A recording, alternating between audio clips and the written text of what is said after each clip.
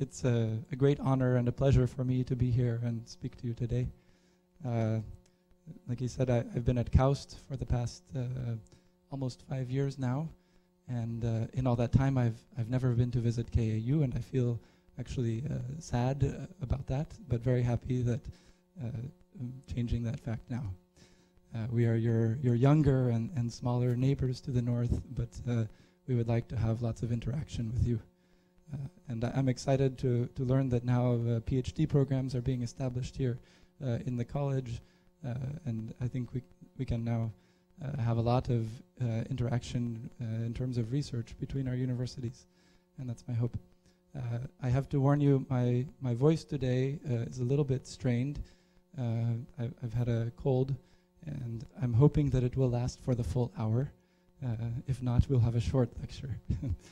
So yeah, I want to talk about modeling with mathematics and computation. My background is in applied mathematics, and I study how to apply mathematics, or really how to solve mathematical models using computation. Okay, and the images here on the title slide are just some teasers of things that will come up during the presentation. Also, I've changed my presentation a little bit from the abstract in order to keep it more focused. I won't talk almost at all about my own work. I really want to talk about why mathematics and computation are important and are really the languages that one must speak in order to be fluent in technology and our understanding of the world. Also, I've tried to keep the examples, I think, interesting and fun, so they may be less serious than what was indicated in the abstract, but hopefully more interesting. I want to say also, please feel free to ask questions at any time during the presentation. I want it to be interactive with the audience, and if you're in another room that I can't see, feel free to just yell out a question, because I can't see you raise your hand. I won't mind if you interrupt me. Okay. So there are really, I think, two categories of mathematical and computational models. Historically, almost all of them have been what I'll call principle-based, or you might say equation-based. And these models are based on some fundamental understanding of the phenomena in the real world. And we try to find equations that describe the observations that we see. So a very well-known example of this is Kepler's laws describing the motion of the planets in the solar system, right? These were based on years and years of very refined observations that allowed him to come up with a more accurate model. And then we can solve these equations to make predictions about what will happen in the future or in circumstances that we haven't observed, right? The other kind of models that are becoming more and more important, and I think in our lifetimes we'll see them be more important actually than these principle-based models, but that's just speculation. They're what I will call data-driven models. So everybody knows that nowadays we have a lot of data about a lot of things, much more than was available in even 10 or 20 years ago. And these models are based on using, really collecting just huge amounts of information. So this might be information, on the internet, information from traffic sensors, information from satellites, and then using data to infer relationships, right? So it's not that we have some deep understanding of what's going on, but just based on all of this data, we can determine when this situation implies that this will happen. And we can make predictions based on that model, just like we would with a principle-based model. And I should say that often these two kinds of models are combined. So when you see the weather forecast, for instance, it's a combination of both of these models, right? So obviously we've been watching weather in the Hejaz region, say, for a long time, and even if you had no equations to describe the atmosphere, you could say, well, whenever there are clouds to the north, they come south and reach Jeddah, right? So that's the sort of data-driven approach. But also weather forecasts are based on simulation using the principle-based approach. So I'm going to talk about each of these kinds of models and some of the advantages and disadvantages. The main difference that I see between them is that principle-based models like physics models, for instance, like Newton's laws of motion or relativity or quantum mechanics, these are canonical examples, are things that are understandable by humans. Now, you might debate with me whether quantum mechanics is understandable by humans, but the idea is that really we have some insight into the physical nature of things on which these models are based. But we have to have that in order to develop a principle-based model. Whereas a data-driven model, the advantage is it only requires that we have observations. We don't need to understand anything about what is happening. We just need the data. Right? But the trade-off is that really the model itself is just an encoding of relationships that the computer understands. And it's a challenge to get human understandable relationships out of these models. So I'm going to start with some examples of data-driven models.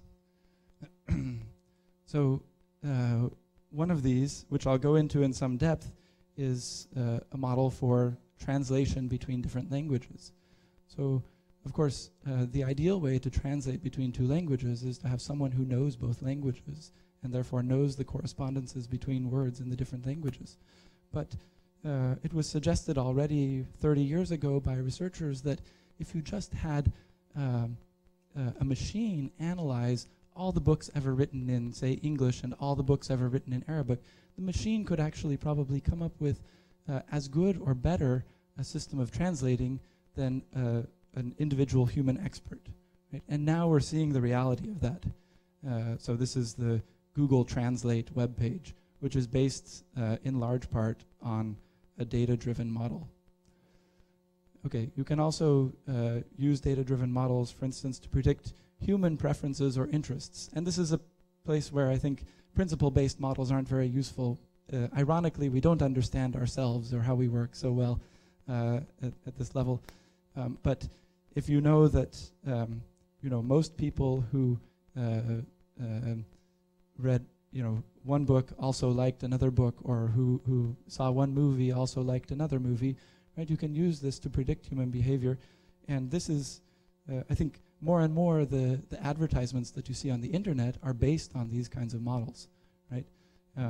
So if you use Amazon, then it looks at the things that the products you've examined, the things that you've bought, and things that were bought by other people who bought similar things, and it suggests to you things that it thinks will be of interest to you. And this is really becoming, from a practical and financial standpoint, a very huge effort. So for example, just a few years ago, Netflix, which is this company that rents movies by mail and now over the internet, they ran a competition to see, they released a huge amount of data and said, can you, based on this data, determine what movies all these users will like, right? And they gave $1 million to the winning team, right? So this is a big deal. And I'm sure they've made a lot more than $1 million off of using the models that came out of that.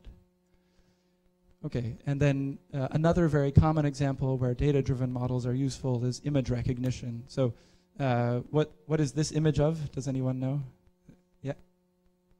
The King Fahd fountain, right? Okay, and we all know that because we've seen it, and it's quite iconic and famous. But how would a computer know what is in this image, right? Or just if you give a computer an image with faces in it, can it tell where the faces are, right? And actually, nowadays, just in the past few years, we all have, or many people have personal experience with this, because if you buy a digital camera nowadays, it will figure out where the faces are in the picture. It can even detect if someone is smiling, right? And this is based on training the algorithms using lots and lots of data. Yes? Yes, these are usually statistical. That's right. Yeah. But there are principle-based models that are statistical also. So I would say that's not necessarily a defining characteristic. Yeah. For instance, quantum mechanics only tells you probabilities, right? But it's not data-driven at all, right? It's purely equation-based. Okay. Oh. All right, so I want to go in some depth into this translation through data mining, and let me just in case, how many of you have used Google Translate before? Raise your hand. Okay, almost everyone here. Okay, my internet connection is a little bit slow, and since you've all used it before, maybe I won't wait for this to load. I'll just go back to the presentation. But one of the really interesting things is that the researchers at Google, oh yeah, okay. So this is a scientific paper by 3 researchers, and notice, you can tell by their email addresses, they work at Google, right? But they've made the information about how they're doing this translation freely available on the internet. Now, I don't think this paper contains every detail of maybe a lot of the tricks that they use or things that they combine together in Google Translate, but it is sort of their latest and greatest algorithm for doing machine translation. And anyone who wants can go and read it, right? But you need to understand some mathematics, all right? That's the language you need to understand. Let me see if, okay, it came up. So just as an example, I can, since I don't know how to say this in Arabic, oops, I can at least visually tell you, thank you for inviting, I'm not thinking, thank you for inviting me here. Okay, how good is the translation? I'm curious. Perfect. Okay, so it's a very simple phrase, and if you try, you can find things that it will not get correct, and you can even go over here and you can tell it, I think this is a better translation or that is a better translation, and if many people do that, the behavior of the system will change, right? So it's driven by user behavior also. Okay. All right, so I want to go a little bit into what is described in this paper, right? And if you want to learn more about it, you can go read it. But the general approach to doing this is you feed a huge amount of text into your computer, right? So maybe we have, 1,000 books written in English and 1,000 books written in Arabic that have all been digitized, and we put these into our computer. Or, for instance, you can go and download, there's a file online that anyone can grab that has the first 1 billion words on Wikipedia, and this includes many languages. Of course, this would still be a small data set, right, compared to what Google Translate is trained on. You can, I mean, they probably train it on the whole internet. Okay, but the next step is just within each language, so I'm not comparing the 2 languages yet, but within each language, I'm going to create a map of where each word lives. And really what I'm going to do is assign a vector or a position in some high-dimensional space to each word. And this is a very simplified view where a model like this was applied, and they projected this high-dimensional space down onto just 2 dimensions. And they're showing in English and in Spanish the words for the numbers 1, 2, 3, 4, and 5. And you can see that the figures look quite similar. And even if you can't read maybe from the back what the words are, you can tell which ones correspond to which ones in the 2 languages, right? So by creating a map, nothing has been done here to make correspondences between the 2 languages. All that's been done is to create a map of the words within their own language. But what you find is that words appear at similar places in the map, right, for different languages. Words with the same meaning appear at similar places. Okay, the next part then is you have someone or some database that knows some of the words and their translations. Okay, so maybe you have a dictionary of the 1,000 or 10,000 most common words in English and Spanish, right? And so you determine a map between the languages based on that. And then, this is the prediction part of the model, right? The point of a model is to predict. You apply the same map to the words whose translation you don't know, right? So for instance, that map, if I applied the same map that took me from 4 here to cuatro, which is 4 in Spanish, it would take me from 5 here to this point. And it's not exactly where 5 lives in the Spanish map, but it's close enough that I can tell that's the closest word, right? And I could guess correctly that that's the translation. Okay, the translation of 2 goes to here, which is a little bit further from the Spanish translation dos, but it's still close enough that I could guess that that's the right word, right? Okay, so this is a very simplified view. in reality, these word vectors would be much higher dimensional, right? Not just two-dimensional. Excuse me.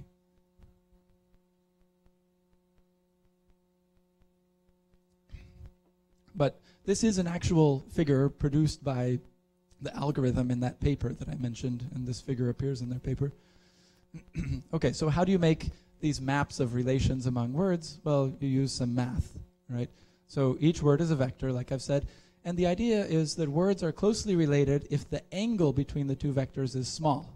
So I don't care how long the vector is, because actually the length of the vector, as I'll describe in a moment, just has to do with how many times the word appears, how common it is. But I don't want to just always pick the most common words as translations.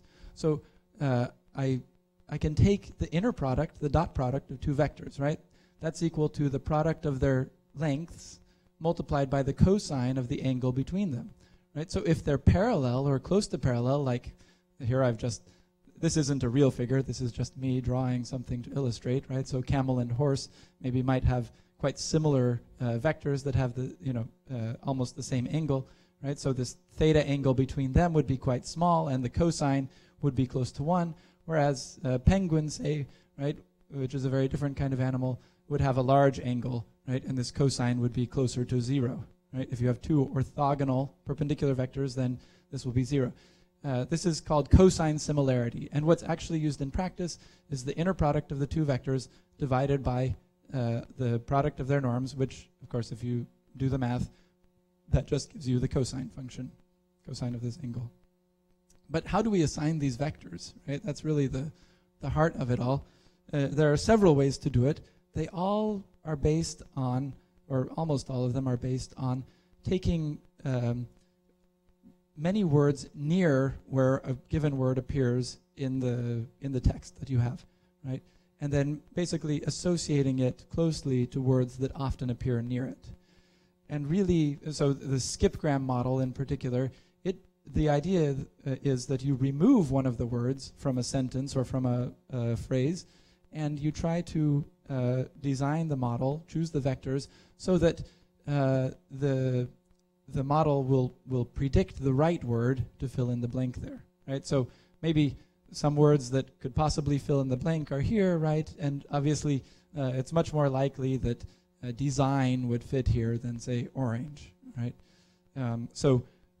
Design, then, its vector would be more closely associated with these other words that appear near it, right?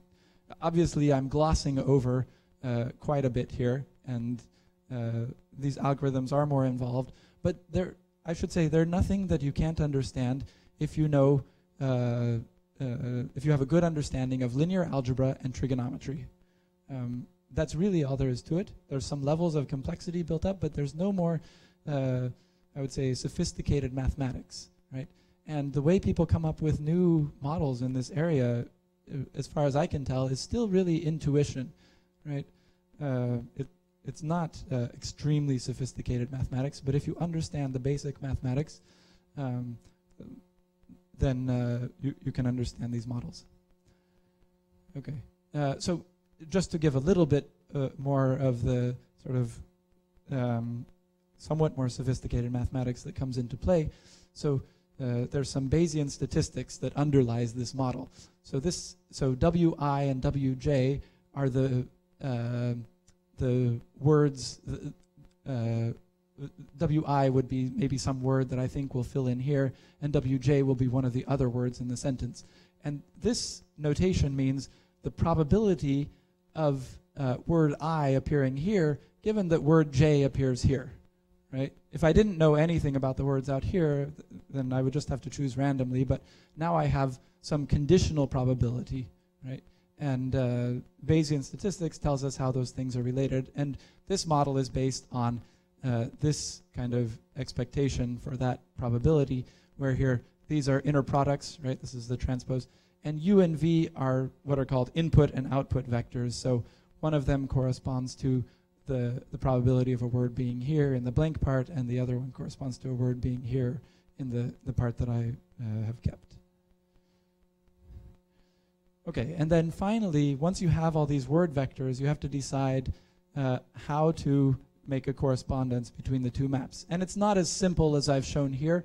Really, to get this image, they had to project down, they had to do some rotating and scaling, right?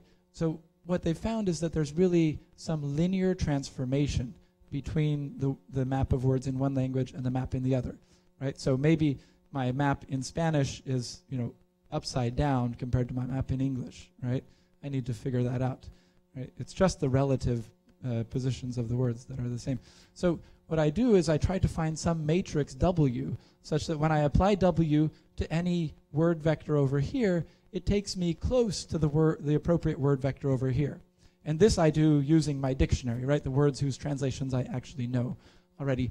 And what's done is to try to minimize the sum of least squares, all right, of the residuals. Okay, and there's an interesting website that somebody built using using this model. So this is just the output of a model a model based on the algorithm that I've just described, but you can add and subtract these vectors from each other, right? So what they found is, for instance, that if you ask what is something like a king, right, but it's not a man, instead it's a woman, right? Well, what would that be? A queen, right? So what I'm doing here is taking the word vector for king, subtracting the word vector for man, and adding the word vector for woman. Okay, so in the paper where they trained this model on more data than I think was used in this website, it actually comes up with queen. Oh, and I can show that later. Okay, here you can see what happens. I think this website was not trained with enough data, so it's trying to guess, and it comes up with at least something that is a woman, a daughter, but not the correct answer. So, and this brings up a really good point. The power of these models relies critically on having enough data to put into them. If you don't, right, then your model will be useless. Because again, you don't have a deep understanding of what's going on here. You're just using the computer to analyze lots of data.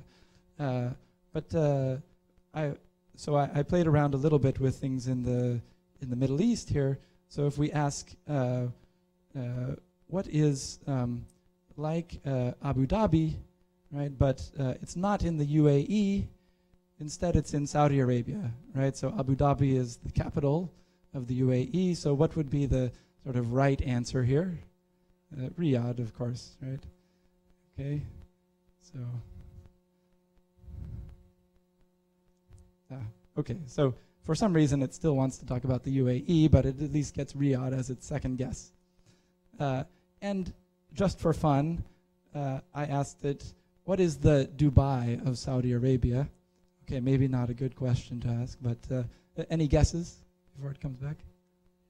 That's what I thought. So, yeah, okay, it really likes the UAE as an answer, but the second answer is Jeddah. Okay, so I think there's something to this. All right, so there's that website. Again, I think that website really, surprisingly, didn't use enough data. Oh yeah, so you can get this model yourself. So there's a link to the code for it in the paper that I showed you. And someone has even built a Python interface to it, Python bindings. How many of you have programmed in Python here? So okay, so Python is not so widely used in the college. I was hoping this would be the good thing. How many people have programmed in C or C++? Okay, so there is a C or C++, I think C++ library of this also. I find Python to be extremely intuitive. So this model, the Python version of it, is in this, let me make the text bigger, this Python module gensim, and this word2vec contains the algorithm of this skipgram technique that I showed you. And what I've done here is just loaded a 100 megabyte file of English text. It's from Google Books, I think, right? And then I ran this model on it, and this size equals 200 means that I kept 100 words before and 100 words after the blank, right? So much more information than what I showed you in the slide. And then I can ask it, the question that the website failed on. So I can ask it, what is a word that is like woman and like king, but not like man, right? So this is what we said the answer should be queen, and indeed, this one that's been trained on more data, even though I ran it on my laptop, it comes up with the correct answer, and it's telling me something here about how confident it is of that answer. And you can ask it other things like, which of the following words doesn't fit? And I already gave away the answer there, but I gave it university, college, school, and city, right? Okay, which one doesn't fit? City, right? The others are places of learning. Yeah, and it correctly gets that. And all it's doing is looking at the cosine similarity between these words and finding the one that points in, the most different direction from all the others. And then you can just give it a word and say, what are the most similar, the 10 most similar words that you know that are like mathematics. So it came up with mathematical, physics, astronomy, analytic, philosophy, interestingly. Okay, I think these are pretty reasonable answers. We could give it computation here if we wanted to. Okay, and it comes back with computability, automata, algorithmic, computational, numerical, right? I think that's quite interesting. Okay, so, but what I wanted to show you here is that without much work, because actually I don't know very much about these models. This isn't my research, and I had fun looking into this in order to prepare this talk. But it took me only a few minutes of work to download the model, run it on some data, and try out some of these examples. And you can easily do the same. Okay. Any questions before we move on to principle-based models? Okay. By the way, I don't know, I didn't notice what time we started. When do I need to finish by? Is there? Okay. Thank you. Okay, so principle-based models. So most models in physics, chemistry, biology, what we think of as the hard sciences, are these kinds of models, right? They're based usually on what we call differential equations, right? So I was talking to some of the students in the college here, so I know that you take 2 years of calculus, right? And calculus describes how functions and their derivatives or integrals are related to each other, right? And a differential equation is just a relationship between a function and some of its derivatives. And it turns out that these things that we call differential equations are, I would say, our primary tool of understanding the physical world through mathematical models. And here are just some of the applications. Okay, I won't bother reading them all. I mean, these are just some randomly selected ones off the top of my head. Almost anything you can think of, it has been modeled with differential equations. Right? And I will show several examples now. So for instance, the way an airplane flies. This is an extremely simplified model of an airplane. Right? I'm not modeling how the air flows over the wings of the airplane. All I'm doing is saying I have an airplane moving at some velocity and at some angle theta to the horizontal. And there's a gravitational force on it. There's a lift force pushing it up that comes from the wings, but I'm not going to go into the details of that. And there's a drag force from the friction of the air. Right? There's actually an error in this diagram. I found this on the internet, and then I thought I will leave this diagram there as a lesson that we shouldn't believe everything we find on the internet. Right? So if this is the angle theta, then it's the same as this angle between these two vectors, right? And actually this vector should be what? Not proportional to the sine of theta, but the cosine. Right? This vector should be mg cosine theta, and this one should be mg sine theta.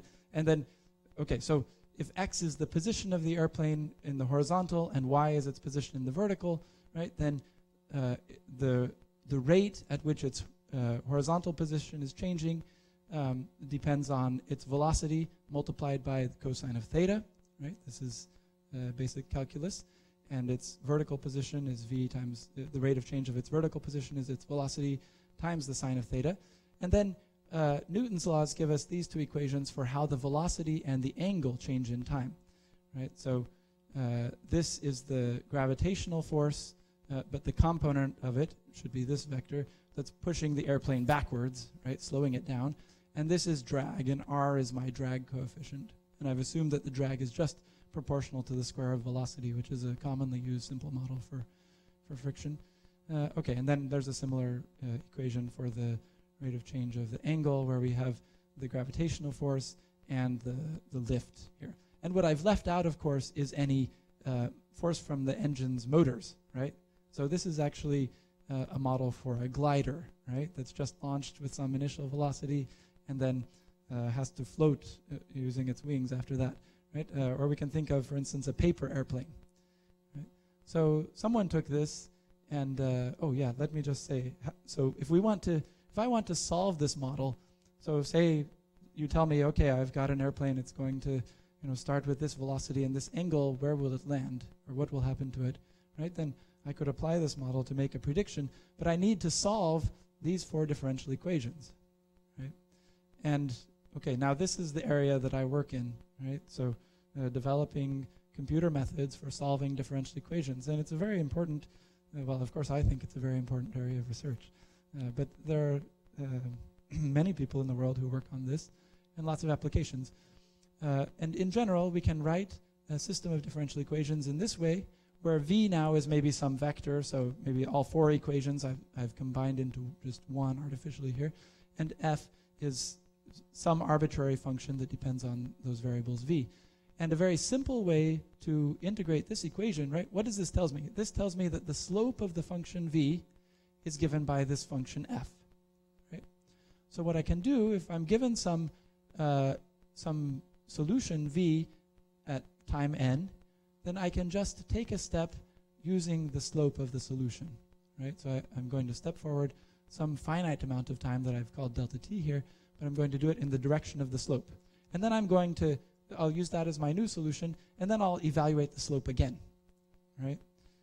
So for example, here's maybe the simplest differential equation, right? The rate of change of v is equal to v. The solution of this is just the exponential function, right? Because its derivative is itself, right? E to the t here, right? And so the trajectory would be something like this. This is the correct solution. And if I start at this point and I take a step using this, then I'll step along the tangent line to this curve, right? So I'll end up at not quite the right place, but close. And then if I take another step, now I step on the tangent line of another curve that passes through this point, and I end up a little further away from the true solution, and so on. And you can see the errors build up over time. And if I want to get smaller errors, there are various things I can do. I can take smaller steps. Then I have to take more steps, so I need a more computational power, or I can use smarter algorithms. Okay, and I won't go into more detail about this, except to say that there's a lot to be learned here.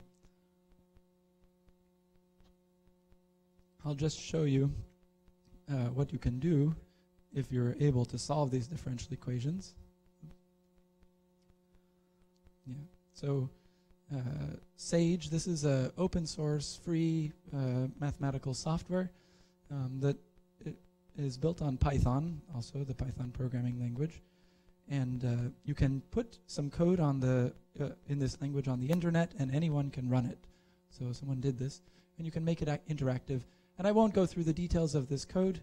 I just want to point out that what's being done here, I'll show you what it does in a moment. So here's r, that drag coefficient. Here's my initial value of y, right?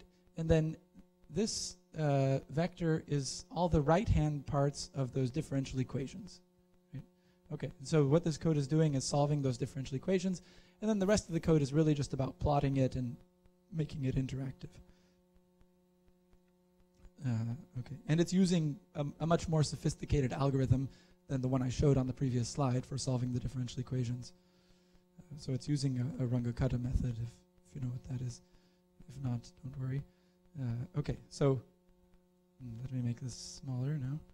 Okay, so I hit evaluate on this code, and what I see, okay, there's a slider here. I can choose my initial velocity, and I can choose the initial angle of my airplane. And, oh, by the way, they chose that value of the drag to model the flight of a paper airplane. So there's a lot of drag here, right? And it's interesting to just look at this model and see, does it fit your intuition? How many of you have ever made a paper airplane and thrown it? Okay, good. I thought so. Me too, many times, right? So this is what happens. You'll notice the velocity here is all the way at the left end. So I'm using a very, very small velocity, and this is what happens if you just kind of, barely let your airplane go. It will kind of fall, right? But it picks up speed. So then eventually it gets going fast enough to gain a little bit of height, but then eventually it goes back down, right? What happens if you throw a paper airplane really, really hard? Yeah, it will, right. Okay, it's not the best way to make it go really far, right? So let's try it. I move this slider all the way to the right. Okay, and yeah, have you seen it do this? So you throw it so hard that it does a loop, right? And actually here in the model, it looks like 2 or 3 loops, or maybe more, right before eventually going down. Okay, if you throw it really hard and you throw it downward, right, then, okay, so it will, in this model at least, it will still do some loops here and go down. Anyway, okay, I think this is a fun example of the kinds of things that can be described by differential equations. And actually, it's pretty realistic, even though it's very, very simple, right? Of course, we have much, much more sophisticated models of flight, also based on differential equations. And I'll come back to one of those later. Okay, so just to show you a slightly more complicated model, this model describes the flow of water, say, in the ocean. It says shallow water equations, but that actually refers to the idea that the wavelength of the waves is long compared to the depth of the water, which is true for instance, tsunamis in the ocean. Here h is the depth of the water, and u is the velocity, right? And these subscripts t and x denote differentiation, right? So now instead of, because I have so many derivatives that appear here, right, we get lazy and just use subscripts. So this is the rate of change of the depth with respect to time. And what this equation actually says, it simply says that the total amount of water is conserved, right? And this one says that the momentum of the water is conserved. Right? Now, these equations are used, like I mentioned already, for instance, to model tsunamis. So this is an image from a computation modeling the 2004 Indian Ocean tsunami, and the red are waves above the normal height of the ocean, and the blue are waves below the normal height of the ocean. And you can see this tsunami wave out in the deep ocean is hundreds of kilometers long, right? They're really big. And you can see some regions here along the coast of India and Sri Lanka and Malaysia where there are large waves, and in fact there were. And they use these models, in fact, to predict. So they have buoys out in the ocean detecting when there's some disturbance, right, usually due to an earthquake. And they take that data and run computer models. And of course they have to run them faster than real time, right, much faster, because you want to know where the tsunami is going to hit hard before it happens. And you don't want to, they're still quite conservative about this, and they usually evacuate people even when it's not necessary. But of course we'd like to know with much better accuracy when it's necessary to evacuate people and where to evacuate them from. And these models are what we can use to do it. But it's necessary to come up with very, very efficient algorithms, because you want to run these models in a matter of minutes, right? Because in a matter of hours it will be too late. And that's where the kind of work that I do comes into play. Okay, I mentioned earlier that I wasn't modeling the flow of the air over the wing of an airplane, but of course I could, and this involves other mathematical models, also based on partial differential equations. I won't show you the equations here. I just will show you the kind of thing that you can learn from them. So, okay, this is a common thing that we do in computation. I want to study a shock wave hitting a spherical bubble. And this bubble has lower density than the air around it. Maybe it's a smoke bubble, right? And so because there's symmetry in this problem, I reduce it to a two-dimensional problem. Okay, so you should think of this rectangle here being rotated out of the plane of the screen towards you and then back around, around as if this were the axis of a cylinder, right?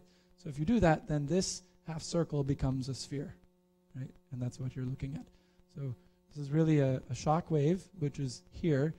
It's going to move to the right and hit this smoke bubble, and we'll see what happens. So the material in the smoke bubble gets picked up and carried along and rolled into what looks like a little ball here, but if you rotate this around, right, then you get like a donut, a torus, right?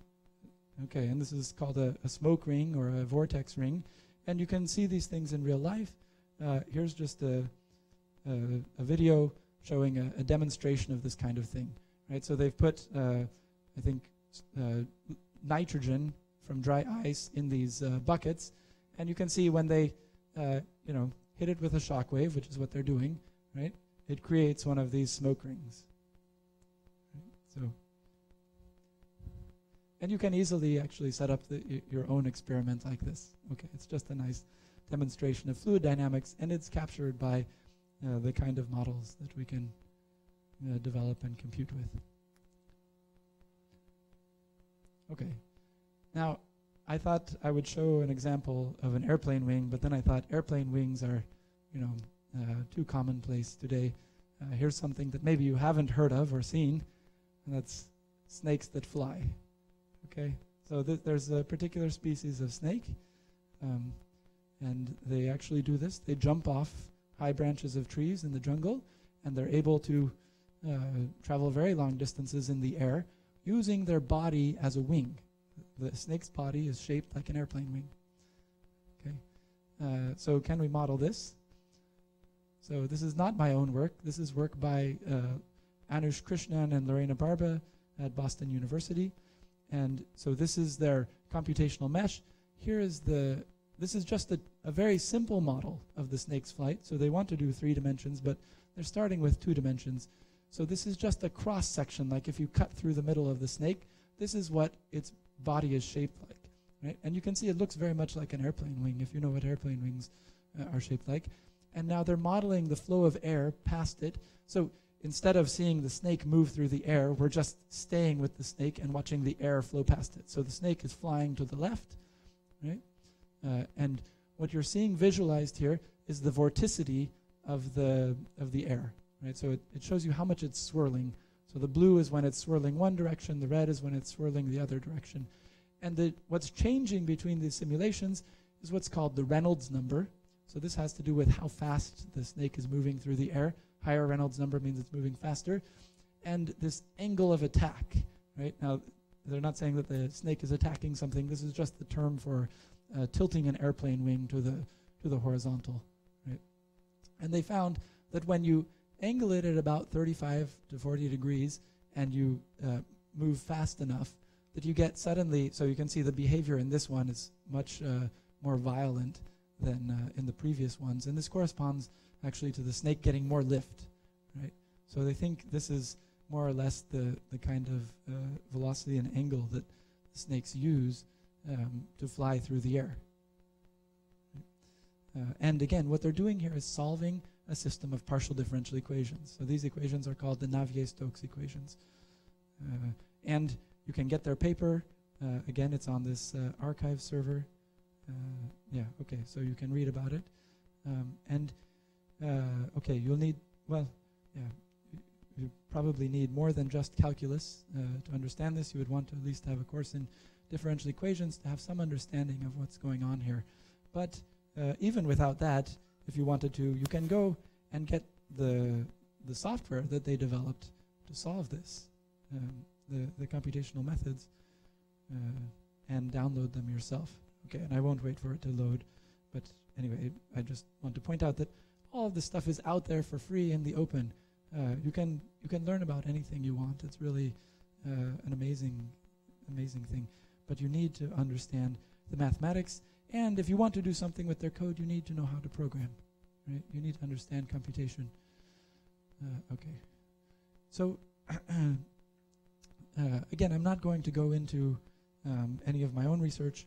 Oh, I do want to mention the simulation that I showed of the smoke ring. That was performed with software that was written by Amal Al-Ghamdi, who was a graduate of KAU, who was a master's student with me. We wrote 2 papers based on the work that she did. She had an extremely productive career as a student at KAUST. It's been my pleasure actually to work with many excellent students here from KAU. I've been very impressed, and I hope that we will get a lot more of you at KAUST in the future. I know, of course, now we have to compete with your own PhD programs here, but I hope that some of you will come and study with us also. So the message that I want you to take away today and remember is that mathematics and computation are really languages that you have to understand if you want to understand the world in the way that mankind understands it today.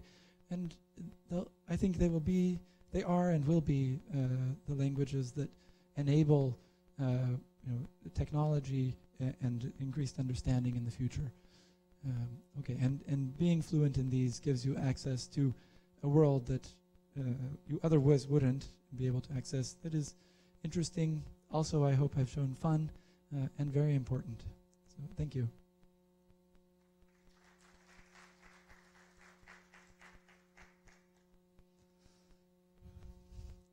So I don't know if we still have time for questions. Yes. Okay, thank you very much. Yeah. We'll open the floor for a few questions, if you have any question. Yes. Oh. We have. Okay, thank you for your time. I want to ask you, are the modeling functions use parallel programming? Sorry? Are the modeling functions use parallel programming? Yes. So this one I don't know whether it was run in parallel. But this simulation that I showed you, is the result of a parallel computation. And in fact, the thesis work of Amal Al-Ghamdi, who I mentioned, who studied here at KAU, her work was to take a serial code that we had that many people used, and make it work in parallel. And actually, she made it work so well that it scales almost perfectly on the Shaheen supercomputer at KAUST. So you can run it on one processor on your desktop, and you can go run it on 65,000 processors on Shaheen using exactly the same program. You just change one command. Yeah. But parallel computing is extremely important to solving these models. Of course, Google Translate, right? They have to process many billions, maybe trillions, I don't know, of bytes of data to develop those models, and they use a huge amount of parallel computing power to do so. Yeah. Thank you. شطر الطالبات في أحد عنده سؤال من عندكم؟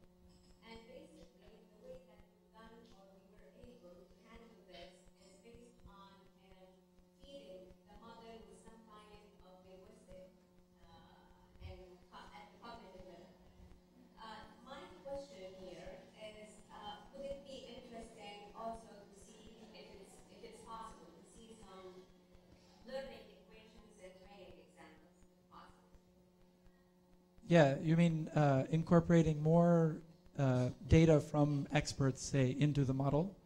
Is that what you mean? Yeah. That's one part. And the other part is that I would like to see if you have done any learning equations that in the algorithm. Okay. So first I should say, I'm sure that, or I would guess that you know much more about this problem than I do, because as I said, I work purely in what I would say the principle-based models, And I just felt that if I was giving a general talk like this, I had to include the data-based models, so I had to learn something more than I did about them, and this was one that I picked, but I'm not an expert here. I think that in the paper on arXiv that I linked to, they do actually combine their model, this skipgram model and another one, with other ways of learning, which I think are like what you're describing. But I don't want to say too much about it because I'm not an expert. But I would be very interested to discuss it with you. Really, I think, okay, if I had another lifetime, maybe I would learn natural language processing. But you know, I haven't been able to become an expert in it at all. So. Thank you very much. Thank you. Thank you. Thank you. Any other question from here? Anyone? Any question? اوكي شطر الطالبات يعني في سؤال ثاني؟ Is there? شطر الطالبات قسم الرياضيات عندكم سؤال؟ أو شطر الطالبات في الفيصلية؟